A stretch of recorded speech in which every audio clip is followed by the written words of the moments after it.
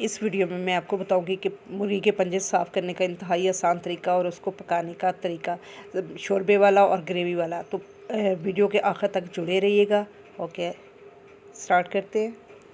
अस्सलाम फ्रेंड्स, आज जो मैं वीडियो लेके आई हूँ वो है कि मुर्गी के पंजे साफ़ करने का आसान तरीका। तो आपने करना क्या है कि बाज़ार से जब पंजे लेके आने हैं अपने, तो उसको 5 मिनट के लिए डिप करके रख देना पानी में। उसके बाद अच्छे से यानी कि 1-2 पानी में धो लेना, तो जिससे पंजे साफ़ सुथरे हो जाएंगे। उसके बाद आपने एक बाउल में पानी लेना है और पानी इतना हो कि आपके 2-3 पंजे उसमें पूरे डिप हो जाए। बस जब पानी उबलने लग जाए तो आपने उसको उसमें 2-3 पंजे डालने हैं और सिर्फ 30 सेकंड के लिए करना है। और अगर पानी इतना फुली अगर नहीं उबला हुआ तो फिर आप 1 मिनट दे सकते हैं, यानी 1 मिनट से लेकर 30 सेकंड तक आपने उसको बॉयल करना है। बस फिर निकाल के आपने उसके नेल्स काट लेने हैं। वैसे तो कसाब से भी चूँकि इस तरह नरम भी हो जाते हैं और आसानी से नेल्स कट जाते हैं, लेकिन अगर जब आप पंजे जहाँ से ले रहे हैं उसी कसाई से कह दें तो 5-10 में ही वो आपके सारे पंजों के नाखून काट देगा, तो और भी आसानी हो जाएगी। तो उसके बाद आपने करना क्या है कि एक सूती कपड़ा लेना है और उससे एक सूती कपड़ा लेना और उससे अच्छे से जो है ना मसल के करना है, जिससे सिर्फ ऊपर की स्किन ही साफ़ होगी। यानी कि जो येलो हमें स्किन उतारनी है बस वही उतरेगी, गोश्त नहीं उतरेगा। क्योंकि अगर ज़्यादा हमने उबाल लिया, 30 सेकंड से ज़्यादा उबाल लिया, तो फिर सारा गोश्त भी उतर जाता है और सिर्फ हड्डियाँ ही बचती हैं ना। तो बस इस तरह आपने आराम से आसानी के साथ उसको उतार देना है।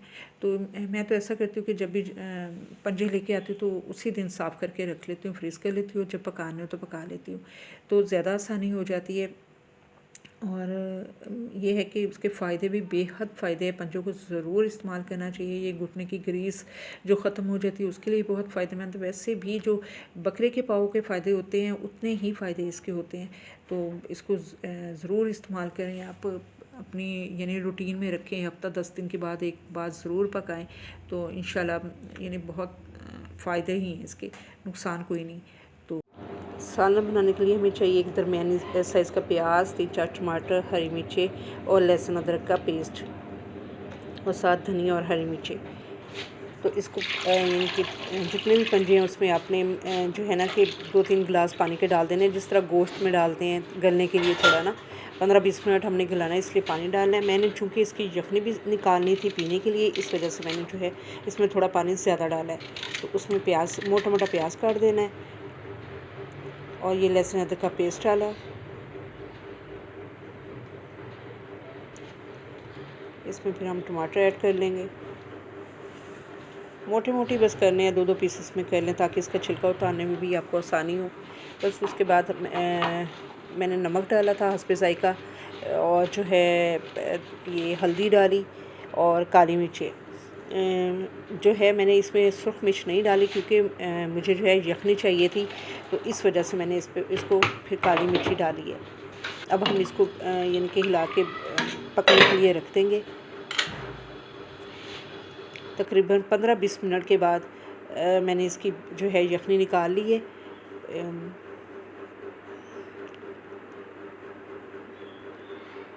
छान के, स्ट्रेनर से छान के ना इसको वो यखनी अलहदा कर दी है। ये देखिए, ये यखनी निकल गई। अब ये तकरीबन 80% तो गले हुए हैं। घी डाल के अपने हस्बे ज़रूरत आप घी डालें, ऑयल डालें। देसी घी डालें तो ज़्यादा ही टेस्टी बनते हैं। मैं तो खैर ऑयल डाला है, तो उसको अच्छे से हमने भूनना है। ये मुझे बस वो घी डाल लिया और बाद में ख़्याल आया कि इसके भी वो जो है ना छिलके उतारने थे, तो छिलके आप घी डालने से पहले ही उतार लें तो ज़्यादा बेस्ट है। बस इसको 5 मिनट हमने अच्छे से भूनना है। मसाले तो हमारे सारे डाले हुए हैं, बस एक सुर्ख मिर्च रहती थी, उसको भी अब डाल लेंगे। हस्बे ज़ायक़ा आपने सुर्ख मिर्च डालनी है, और चूँकि मैंने यखनी के लिए नमक कम डाला था, आपने नमक भी टेस्ट कर लेना है। और ये सुर्ख मिर्च और सूखा धनिया पाउडर भी डाला है।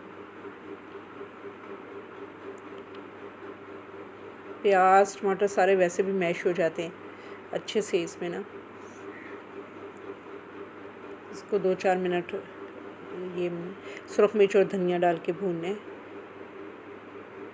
और ये देखिए ये गल भी चुके हैं ना।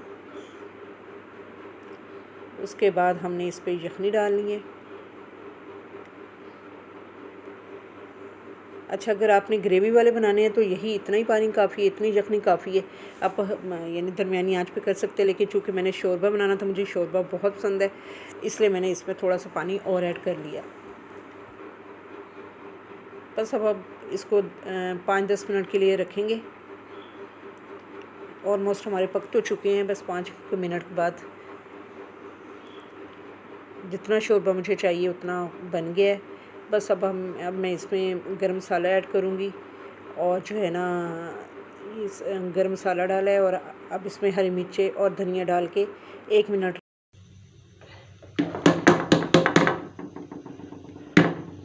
के बाद आपने आग बंद कर देनी, फिर हरी मिर्ची और धनिया डाल के उसको बंद कर देना है। और ये देखिए कितने मज़ेदार लज़ीज़ पाए बनते हैं, क्या बकरे के होंगे। दुआ में याद रखिएगा। ओके, अल्लाह हाफिज़। प्लीज़ अगर वीडियो पसंद आए तो एक थम्स अप ज़रूर दीजिएगा, ये आप लोग का प्यार होता है। ओके, लाइक कीजिएगा, सब्सक्राइब कीजिएगा। अल्लाह हाफिज़।